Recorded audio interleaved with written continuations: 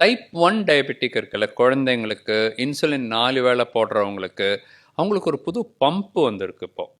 இந்த பம்ப் எப்படின்னா, அதில் ஏஐ ஆர்டிஃபிஷியல் இன்டெலிஜென்ஸ் ஆல்ரெடி அதில் பம்பில் இருக்குது. சின்ன ஒரு செல்ஃபோன் மாதிரி தான் இருக்கும், ஒரு இவ்வளோ சைஸ் தான் இருக்கும். அது நீங்கள் உங்கள் பெல்ட்டில் கூட போட்டுக்கலாம். அதுலேருந்து ஒரு சின்ன ஒரு இது மாதிரி இருக்கும், ஒரு டியூப் மாதிரி இருக்கும். அது உங்கள் ஸ்கின்னுக்கு அடியில் வச்சிடலாம். ஓகே, அதுலேயே நீங்கள் ப்ரோக்ராம் பண்ணலாம் எவ்வளோ சுகர் உங்களுக்கு இருக்கணும். சாப்பிட்றதுக்கு முன்னாடி 80 இருக்கணும், சாப்பிட்ட பிறகு 120 இருக்கணும். அதை அந்த சுகரை விட்டு போகிறதுக்கு அலோவே பண்ணாது. அதாவது 80 வந்தோடனே இன்சுலின் அதில் ஆட்டோமேட்டிக்காக இந்த சென்சர் இருக்குல்ல, அது உள்ளே இருக்குது. ஸோ அதை வச்சு சுகர் பார்த்துட்டே இருக்கும், minute to minute to minute. நம்மளால் பார்க்க முடியாது அந்த மாதிரி, அது ஏஐனால அது பார்த்துட்டே இருக்கும்.